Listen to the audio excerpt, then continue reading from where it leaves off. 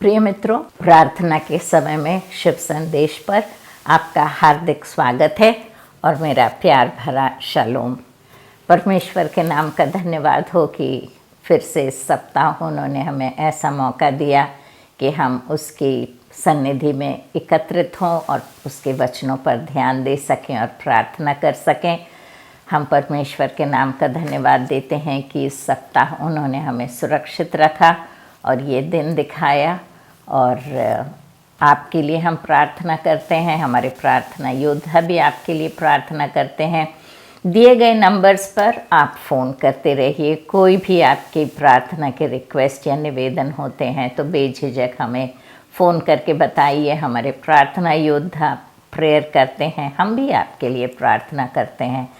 और YouTube पर भी जो कमेंट सेक्शन में आप प्रार्थना के निवेदन या अभिवादन हमसे करते हैं, हम आपका नाम वहाँ से लेकर और आपके लिए प्रार्थना करते हैं। तो परमेश्वर ज़रूर हमारी प्रार्थना सुनेगा और उसका जवाब देगा। आप हमें इत्तला कीजिए ताकि हम आपके साथ परमेश्वर के नाम का धन्यवाद दे सकें। इसके पहले कि हम आगे बढ़ें, आइए हम प्रार्थना करें। परम प्रधान परमेश्वर पिता, हम आपके नाम का धन्यवाद देते हैं, इस समय के लिए धन्यवाद देते हैं जब परमेश्वर पिता हम तेरे नाम से एकत्रित होते हैं और तेरे वचनों पर ध्यान देते हैं। पवित्र आत्मा, हम आपसे विनती करते हैं कि आप हमें बुद्धि और ज्ञान देंगे और अपना अभिषेक देंगे ताकि हम जो कुछ पढ़ें, बोलें, सुने, सीखें, परमेश्वर उसे सही तरीके से समझ सकें और परमेश्वर तेरे कहे अनुसार हम चल सकें। हमें अपनी आत्मा से परिपूर्ण कर, हर परेशानी, हर तकलीफ से हमें परमेश्वर छुड़ौती दे। प्रभु जी, हम हर एक मित्रगण के लिए प्रार्थना करते हैं। प्रभु जी, आप अपना नेक और मजबूत हाथ बढ़ाकर उन्हें छुएंगे। हर प्रकार से परमेश्वर पिता हर समस्या से उन्हें छुड़ौती दे। शैतान की हर शक्ति को हम उनके घरों से निकालते हैं और तेरी आत्मा का कार्य एक एक के घर में होने दे। सारी आशीषों के लिए हृदय से तुझे धन्यवाद देते हुए प्रभु यीशु मसीह के नाम से ये प्रार्थना मांगते हैं, सुन और ग्रहण कर। आमीन, आमीन और आमीन। तो मित्रों, हम लूका रचित सुसमाचार कर रहे थे। पिछले हफ्ते हमने शत्रुओं से प्रेम करना इस विषय पे बात किया था और हमने देखा था कि परमेश्वर का वचन कहता है कि हमें शत्रुओं की भलाई करना है, शत्रुओं के साथ अच्छे से बर्ताव करना है, उनकी मदद और सहायता करना है, उन्हें माफ़ करना है और उनसे प्रेम करना है। और आज जिस शीर्षक पर हम चर्चा करने जा रहे हैं वो है दोष ना लगाओ। आशा करती हूँ कि अपने अपने बैरियों को माफ़ किया होगा, प्रेम संदेश प्रार्थना द्वारा या फ़ोन द्वारा भेजे होंगे और अपने दिल में से जो कड़वाहट भरी हुई होगी उसे निकाल कर बाहर फेंक दिया होगा। क्योंकि मित्रों, यदि हम किसी से बैर रखते हैं और किसी के भी लिए हमारे मन में कड़वाहट या हमारे मन में कोई बुरे विचार होते हैं, तो जिस इंसान के लिए बुरे विचार या कड़वाहट होती है उस इंसान को कोई नुकसान नहीं होता। वो अपना जीवन जैसा चाहता है खुशी से बिताता है, लेकिन जो कड़वाहट होती है वो हमको बर्बाद करती रहती है, हमारे जीवन से खुशी छीन लेती है। एक स्पंज के समान होती है जो सारी खुशियों को हमसे अब्जॉर्ब कर लेती है, खींच लेती है और हम कुढ़ते रहते हैं और उसके विषय में बुरे विचार करते रहते हैं और गंदगी हम भरे हुए लिए फिरते हैं। क्योंकि हमने कहानी सुनी थी एक टीचर के बारे में जो अपने क्लास के बच्चों को सिखा रही थी कि हमें एक दूसरे के लिए कड़वाहट नहीं रखना चाहिए, इससे हमारा ही नुकसान होगा। और उसने सबको एक एक टमाटर दिया और कहा कि इस टमाटर को तुम पॉलीथीन बैग में रख के और अपने अपने बैग में रख लो। और तो सब ने अपने अपने बैग में रख लिया और उसने कहा कि इसे घर ले जाओ, लेकिन फिर कल वापस ऐसे ही उसको लेके आना। अब वो बच्चे रोज़ लेके जा रहे और लेके आ रहे और वो टमाटर सड़ने लगा और उसमें से गंदी बास आने लगी। क्लास में पूरी गंदगी, माँ घर में डांटने लगी कि उठा के फेंको और बच्चे कहें ना ये टीचर ने कहा हमारे बैग में रखने को। आखिरकार आके उन्होंने टीचर से कहा, हमें घर पे डांट पड़ रही है, क्लास में भी गंदी बात आ रही है, हम रास्ते भर ये बदबू सूंघते हुए आते हैं, ये टमाटर हमें निकाल फेंकना है। तब टीचर ने उन्हें समझाया, कहा कि इसी प्रकार से जब हम किसी के प्रति द्वेष या बुरे विचार अपने हृदय में रखते हैं तो वो हमें दिखते नहीं हैं और ना ही हम उनकी दुर्गंध सूंघ पाते हैं। लेकिन जैसे ये टमाटर सड़ गया, उसी प्रकार से हम दिन रात उस दुर्गंध और उस गंदगी को लिए फिरते हैं। और तब उन बच्चों को समझ में आया कि सच बात है कि हमें अपने मन से गंदगी निकाल के बाहर फेंक देना है। तो मित्रों, ये लास्ट वीक का था, पिछले हफ्ते का था, और इस हफ्ते हम लूका रचित सुसमाचार उसका 6वां अध्याय और उसके 37वें वचन से आगे बढ़ेंगे। लिखा है, दोष मत लगाओ तो तुम पर भी दोष नहीं लगाया जाएगा, दोषी ना ठहराओ तो तुम भी दोषी नहीं ठहराए जाओगे। तो मित्रों, हम इस बात को बहुत आसानी से ले लेते हैं। दोष लगाना बहुत आसान होता है क्योंकि हम बच जाते हैं। दूसरे पर दोष, हम जो भी गलती करते हैं, यदि हम उसका दोष किसी और पे लगा देते हैं तो हम बच जाते हैं और दोषी कोई और ठहरता है। तो किसी किसी की ज़िंदगी बर्बाद हो जाती है इस दोष लगाने की वजह से। और ये जो दोष लगाने का पाप है, ये पाप है, गलत काम है, ये बहुत पुराना पाप है। और ये जैसे कहते हैं आदम के ज़माने से चला आ रहा है, ये आदम के ज़माने से ही चला आ रहा है। क्योंकि सबसे पहला जो पाप किया था वो हवा ने किया था, जो उसने परमेश्वर की बात नहीं मानी थी और जिस फल को ना खाने को परमेश्वर ने कहा था, उस फल को उसने हाथ बढ़ाकर तोड़ा था, खाया था। सांप ने उसे बहकाया जरूर था, लेकिन उसने परमेश्वर की आज्ञा तोड़ी थी। और ना सिर्फ उसने खाया, लेकिन उसने अपने पति आदम को भी दिया। और आदम ने ये ना कहा उससे कि परमेश्वर ने ये फल ना खाने को कहा है, तूने क्यों खाई, मैं तो नहीं खाऊंगा। लेकिन उसने उस फल को खाया। और जब परमेश्वर ने शाम में उनसे मिलने आए और वो छुपे हुए थे, परमेश्वर ने कहा, क्या तुमने वो फल खाया? तो आदम ने ये नहीं कहा कि हाँ प्रभु हमें माफ़ कर दे, हमने ये फल खाया है। उसने हवा पर दोष लगाया और कहा, जो स्त्री तूने मुझे दी है। तो एक तरह से परमेश्वर पर भी दोष लगा रहा है कि जिसको तूने मुझे दिया, जिस स्त्री को तूने मुझे दिया, उसने मुझे फल दिया और मैंने खाया। और जब हवा से पूछा गया कि हवा तूने वो फल खाया क्या, तो हवा कहती है कि ये सांप ने मुझे बहकाया और मैं उसकी बातों में आ गई और मैंने वो फल खाया। तो ट्रांसफरेंस कहते हैं इसको। तो एक अपना दोष, अपनी गलती दूसरे पर थोप देता है और वो इंसान और किसी और के बहाना बनाकर किसी और पे दोष लगाता है। तो आदम ने हवा पे और हवा ने सांप पर दोष लगाया। तो इस प्रकार से हम एक बात याद रखें कि जब हमसे कोई गलती होती है तो सबसे अच्छी बात होती है कि हम उस गलती को मान लें। To take the responsibility of the mistake that we have made. जो गलत काम हम करते हैं, उस गलत काम को हम मान लें, उसका अंगीकार करें कि हाँ मुझसे गलती हो गई है, जो भी पनिशमेंट है, जो भी सज़ा है उसकी मैं लेने को तैयार हूँ और मुझे माफ़ कर दो। और कहानी वहाँ ख़त्म हो जाती है। लेकिन हम उस प्रकार नहीं करते हैं।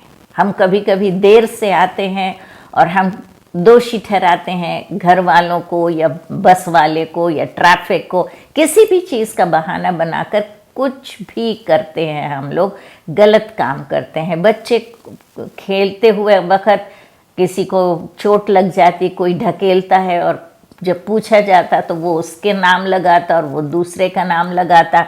कोई चीज़ घर में टूट जाती है, उस पे हम पूछते हैं जब, तो कोई किसी का नाम लगाता। इस प्रकार से हम दोष लगाते हैं, अपने आप पर उस काम का रिस्पॉन्सिबिलिटी हम नहीं लेते हैं। लेकिन यहाँ परमेश्वर का वचन कहता है किसी पर दोष मत लगाओ। यदि कोई गलत काम हमने किया है तो हम उसकी रिस्पॉन्सिबिलिटी लें। और यदि हम किसी पर दोष नहीं लगाएंगे तो हम पर भी दोष नहीं लगाया जाएगा। ये परमेश्वर का न्याय है। तो परमेश्वर कहता है किसी पर यदि किसी को दोषी ना ठहराओ तो तुम भी दोषी ठहराए नहीं जाओगे।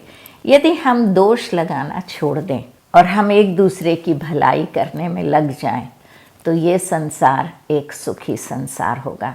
हमें एक दूसरे की मदद करना चाहिए, एक दूसरे का सहारा बनना चाहिए, एक दूसरे को उठाना चाहिए और एक दूसरे की मदद करना चाहिए। हम उस प्रकार से नहीं करते हैं, हम एक दूसरे को नीचे गिराने की कोशिश करते हैं। हमेशा हम चाहते हैं कि हमारा नाम ऊपर रहे, हम जिस चीज़ जो हमारी है उसकी तारीफ हो, हम जो काम करते हैं वो अच्छा कहलाया जाए। यदि किसी की तारीफ हमसे ज़्यादा हो जाती है तो हम उस इंसान से चिढ़ने लगते हैं जो तारीफ करता है, और उस इंसान से भी चिढ़ते हैं जिसकी तारीफ की गई है। उस इंसान ने हमारा कुछ नहीं बिगाड़ा, उसने अपना काम हमसे अच्छा किया और तारीफ के लायक ठहरा है, लेकिन हम उससे चिढ़ने लगते हैं। किसी की तारीफ, किसी का ऊपर उठना हम सह नहीं पाते। लेकिन मित्रों, यदि हम उस बात में उनसे सहमत रहेंगे, उनकी तारीफ में हम भी अपनी तारीफ जोड़ देंगे, तो परमेश्वर हमसे प्रसन्न होंगे और कहते हैं कि यदि तुम दोष नहीं लगाओगे तो मैं भी तुम पर दोष नहीं लगाऊंगा, और यदि तुम किसी को दोषी नहीं ठहराओगे तो मैं भी तुम्हें दोषी नहीं ठहराऊंगा। क्षमा करो तो तुम्हें भी क्षमा किया जाएगा, दिया करो तो तुम्हें भी दिया जाएगा। तो क्षमा करना एक बहुत बड़ी बात होती है, क्योंकि यदि हम किसी को क्षमा कर देते हैं तो परमेश्वर का वचन कहता है कि तुम उसके सिर पर जलते हुए कोयले जमा करते हो। माफ़ करना सीखना है, और ये एक परमेश्वर के लक्षण माने जाते हैं, माफ़ करना। हम अक्सर कोई हमारे साथ बुरा करता है तो हम उसके साथ बुरा करने की कोशिश करते हैं, और पिछले हफ्ते हमने यही देखा कि जो हमारे साथ बुरा करता है उसके साथ हमें भला करना चाहिए। तो इसलिए हमें माफ़ कर देना है किसी को भी, चाहे जान के या अनजाने में। कोई हमारे लिए कुछ भी करता है, आज हम बैठकर उस बात को सोचेंगे किस किस ने हमारे विरुद्ध में क्या क्या किया है, हम उसे याद करेंगे, बैठ के याद करेंगे। हम अक्सर कहते हैं भूल जाओ, फॉरगिव एंड फॉरगेट, माफ़ करो और भूल जाओ, लेकिन आज मैं आपको याद करने के लिए कह रही हूँ। याद कीजिए, कब? छुटपन से, क्योंकि कभी कभी छुटपन की भी बातें हम मन में ऐसे संभाल के रखते हैं कि किसने मेरे साथ कब क्या किया था। जो भी बात आपको याद आती है, जो पीड़ा, जो तकलीफ़, जो दुख आपने सहा, क्लास में, स्कूल में आपके साथ कोई अन्याय हुआ हो, बच्चों ने आपके साथ कोई अन्याय किया हो, टीचर ने आपके साथ अन्याय किया हो, कहीं काम पर बॉस ने आपके साथ अन्याय किया हो, या आपके सहभागी ने, सहकर्मी ने आपके साथ अन्याय किया हो, घर में आपके माता ने, पिता ने, भाई बहन, पड़ोसी, कहीं भी किसी ने भी जो भी आपके विरोध में कुछ भी किया है, आप याद कीजिए। और यदि आप चाहते हैं तो एक पेन और पेपर लीजिए और उसे लिख लीजिए, और लिख कर, और ये मैं आपको बता रही हूँ, ये बहुत काम आता है। आप करके देखिए और आप देखिए कि आपका मन कितना हल्का हो जाएगा। तो इस प्रकार से आप उन सब जो भी पॉइंट्स हैं, नाम जिस जिसके याद आते हैं, जो जो पीड़ा आपके दिल में बसी हुई है, जो तकलीफ़ अभी तक आपको सता रही है, जो कांटे के समान आपके हृदय में चुभती है, उस सब को लिखिए। और लिखने के बाद एक एक का नाम लेकर उन्हें माफ़ कीजिए और कहिए कि आज तक मैं अपने असफलता का कारण या तकलीफ़ का कारण या दुख का कारण इस इंसान को ठहराता था कि इस इंसान की वजह से इसने मेरे साथ अन्याय किया, इसने मुझे पीछे छोड़ दिया था, या इसने मेरे साथ धोखा किया था, इसलिए आज मेरी ये हालत है।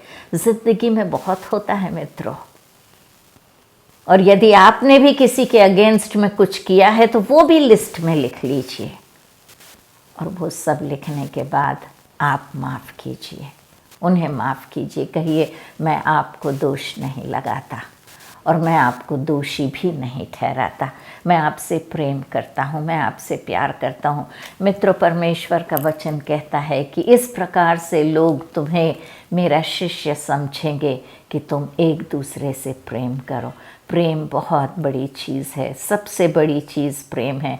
परमेश्वर ने ये नहीं कहा कि मैं शक्ति हूँ, परमेश्वर ने ये नहीं कहा कि मैं ताकत हूँ, परमेश्वर ने ये नहीं कहा कि मैं महान हूँ, परमेश्वर ने ये कहा परमेश्वर प्रेम है। तो जब हम में प्रेम होता है तो परमेश्वर हम में वास करते हैं। दो बातें लिखी हैं, एक है परमेश्वर प्रेम है और दूसरा है मैं पवित्र हूँ। तो परमेश्वर पवित्रता और प्रेम से बहुत प्रेम करते हैं। तो इसलिए हमें अपने मन की जो गंदगी है, जो टमाटर, सड़ा टमाटर हमारे मन में भरा हुआ है, उसे निकाल कर हमें फेंकना है, उस दुर्गंध को बाहर निकालना है, उस गंदगी को बाहर निकालना है, अपने हृदय को शुद्ध और साफ करना है। इससे किसी और का नुकसान नहीं होता, हमारा खुद का नुकसान होता है। और जब हम इस प्रकार से अपने आप को खाली करेंगे, पवित्र करेंगे, तो और किसी का फायदा नहीं होगा, सिर्फ हमारा ही फायदा होगा, मेरा होगा, आपका होगा। व्यक्तिगत रूप से आप देखेंगे कि आपकी जिंदगी बदल जाएगी, आपका आउटलुक, बिल्कुल जो आपका दृष्टिकोण है वो ही बदल जाएगा।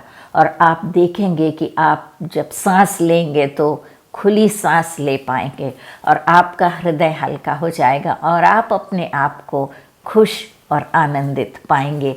लिखा है क्षमा करो तो तुम्हें भी क्षमा किया जाएगा। और इसके लिए प्रभु यीशु मसीह से बेहतर और क्या एग्जाम्पल, उदाहरण हो सकता है। उन्हें मारा गया, पीटा गया, उनके दाढ़ी के बाल खींचे गए, कांटों का ताज पहनाया गया, थप्पड़ मारा गया, थूका गया, कोड़ों से मारा गया, घसीटा गया। हर प्रकार से जो तकलीफ वो लोग दे सकते थे सबने मिलके तकलीफ दी, ठट्ठा उड़ाया उनका मजाक उड़ाया। सब करने के बाद जब उनको क्रूस पर चढ़ाया तो उन्होंने कहा, सबसे पहला वचन जो क्रूस पर से उन्होंने कहा वो कहा, पिता इन्हें माफ़ कर क्योंकि ये नहीं जानते कि ये क्या करते हैं। पिता इन्हें माफ़ कर, क्षमा करो। और हम क्षमा सिर्फ इसलिए ना करें कि हमारा मन हल्का हो जाए, हम क्षमा इसलिए करें क्योंकि हम प्रार्थना जब करते हैं हम इस प्रकार से प्रार्थना करते हैं, हमारे अपराधों को क्षमा कर जैसे हम भी अपने अपराधियों को क्षमा करते हैं। तो जिस प्रकार से हम अपने अपराधियों को क्षमा करते हैं उसी प्रकार से परमेश्वर भी हमारे अपराधों को क्षमा करता है। यदि हम आधे मन से उन्हें क्षमा करते हैं और क्षमा यदि नहीं करते हैं तो परमेश्वर भी आधे मन से हमें क्षमा करेगा या क्षमा ही नहीं करेगा। तो इस प्रकार से हम खुद अपनी बातों में बंध जाते हैं और उस बातों से छुड़ौती पाने के लिए हमें कुछ करना पड़ता है। तो मित्रों, आज हम इस बात को अपने गांठ बांध लें कि हमें ना तो दोष लगाना है, ना दोषी ठहराना है और हमें क्षमा करना है। तो जब हम इस प्रकार से लोगों को क्षमा करेंगे तब लिखा है तुम्हें भी क्षमा किया जाएगा। फिर कहता है दिया करो तो तुम्हें भी दिया जाएगा। मित्रों, हम लेना जानते हैं, देना नहीं जानते। हमारी मुट्ठी बंधी रहती है और यदि हमारी मुट्ठी बंधी रहेगी तो हम कुछ ले नहीं सकते। जब तक हम देना नहीं सीखेंगे तब तक हम ले भी नहीं पाएंगे। हमारी मुट्ठी खुली रहे। बंद मुट्ठी आशीष की मुट्ठी नहीं होती और ये बंद मुट्ठी हमारे ठोकर का कारण भी बन सकती है। हमें ये आशीष से वंचित रखती है, स्वतंत्रता से वंचित रखती है। जब बंदर को पकड़ने चाहते हैं जो शिकारी होता है तो एक नारियल का जो शेल रहता है उसको लेता है वो और उसमें एक छोटा सा छेद बनाता है और छेद बना के उसके अंदर मूंगफली डाल देता है और पेड़ के पास रख देता है।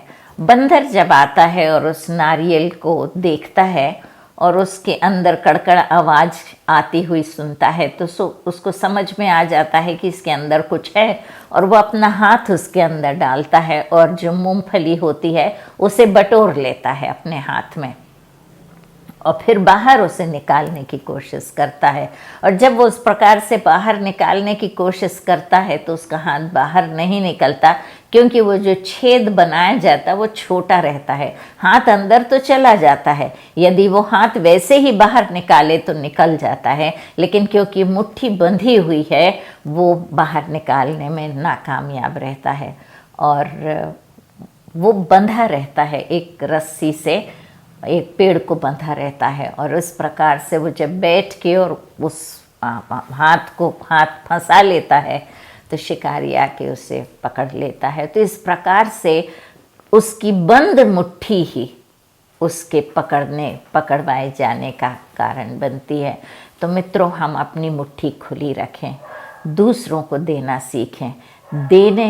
परमेश्वर का वचन कहता है लेने से देना भला है।